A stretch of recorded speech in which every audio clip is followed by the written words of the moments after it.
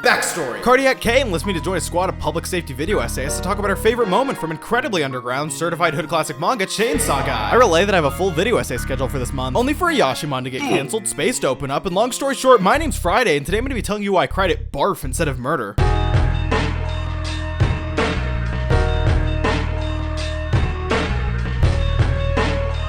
I said I wouldn't do it. I said I would never make a Chainsaw Man video. There's already a myriad of incredible video essays dissecting its philosophy and story structure that contain every possible opinion I'd have to say. On Friday, gosh damn it, if I don't have a hot take that's uniquely cancelable, there's no video. But Mr. Cardiac K's given me a very unique opportunity to display one of the tightest kept secrets I have regarding this series.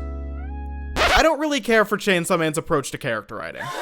Now hear me out, I'm not some fun-hating monster who enjoys stepping on Legos and drinking kombucha. I'm a hardcore Chainsaw Man enthusiast, same as you. But I don't think the success of this manga can simply be boiled down to cool fight scenes and radical character writing. It's a bit more complicated than that. And to understand why, we're gonna need to talk about the characters. To me, Chainsaw Man's characters are an enigma. They break nearly every preconceived notion of how to effectively gain audience affection while miraculously being adored by millions all the same. The reason this confuses me so much is because Chainsaw Man's characters shouldn't even be likable. Power is one of the main protagonists of this story. She is also loud, narcissistic, a pathological liar, and canonically racist. You shouldn't want to hang out with Power because her roommate, one of the most chaotic characters in all of JAMZ, doesn't even want to be around her. But I sure did consider buying her $80 Nendoroid, and she surely isn't the only problem child in this exponentially expanding cast of misfits. So how did Chainsaw Man manage to get me so consistently captivated? Well, in part it's thanks to Tatsuki Fujimoto's masterful paneling. People don't always realize it, but paneling can be the deciding factor on whether or not you ultimately end up dropping a series altogether. Take One Piece, for example, one of the highest regarded manga of all time. It has incredibly dense world building, impeccable character writing, and man is it a pain to read. The paneling presents the dialogue in a way that feels clunky and sluggish. The lack of closeness in paneling composition can really do a disservice to the expressive conversations to be had, while also just being really overwhelming to look at due to the exorbitant drought of dynamic panel layouts. But the real reason the paneling grinds my gears is because I genuinely love One Piece. I want to binge all 1,000 some odd chapters, but the poor paneling creates a 1-inch barrier of concrete between me and my reading experience. This is why Chainsaw Man's paneling isn't something to overlook. It provides an unrivaled reading experience that can get even the most monkey-brained of readers to speed through 97 chapters like it's nothing. And when the stars align for Fujimoto to release a metric butt-ton of uncontaminated emotion upon us, he allocates paneling space like it's the Sistine Chapel. But good paneling isn't gonna magically turn Berserk 2016 into Mob Psycho 100. If the character writing isn't the most complexly nuanced specimen in the world, there needs to be another element to not only maintain my interest, but invoke an emotional response. And that's when I realized Chainsaw Man didn't even need characters I love to make me feel. It has a strength that's far more peculiar. As I read through this manga, time and time again, I found that Tatsuki Fujimoto has a bizarre knack for creating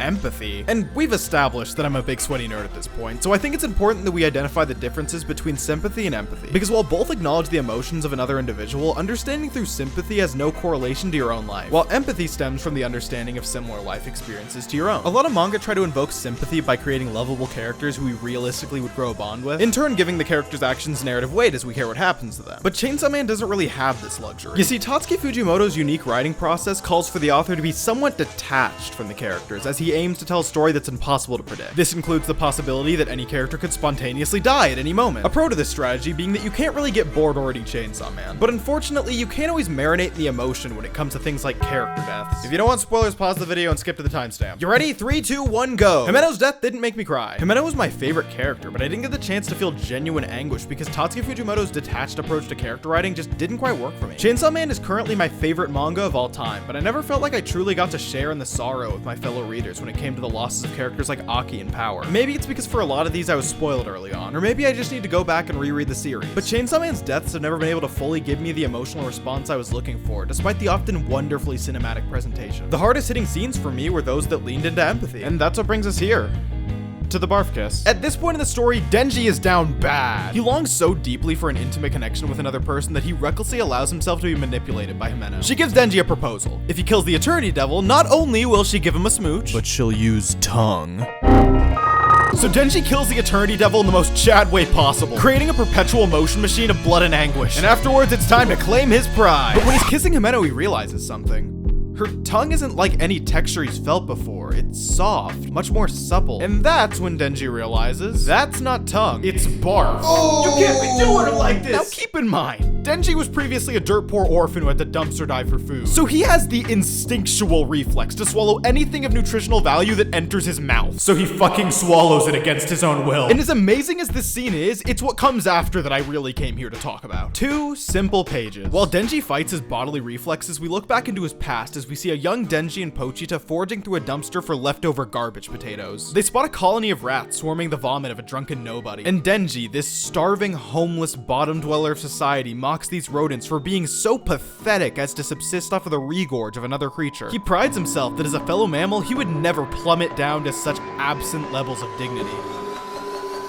And that brings us back to the present, with Denji, hurling his guts out into a toilet knowing that he's just shattered the only standards he's ever held himself to. He doesn't have a witty comment for this situation, no zany reaction, no triumphantly violent comeback, just a few sad panels showcasing the utter anguish he's now found himself in. I think we've all had moments in our lives where we didn't meet the expectations we'd set for ourselves. We tarnished the slightest semblance of integrity that we had and felt shameful, mortified even. I thoroughly enjoy the first-class action sequences and flawless character banter that Chainsaw Man has to offer, but scenes like these are when I truly realize how skilled a mangaka Tatsuki Fujimoto is. It's moments like this that not only make me feel, but bring me to tears. I know what it's like to not grow up with much. I know the humiliation of misaligning with your own lowest of standards. And whether it's the brink of my early childhood or a universal human experience, something about this chapter made me feel connected to that. And that feeling of empathy, that emotion of anguish, is what makes these 2 simple pages so sentimentally poignant to me. And that's what makes this my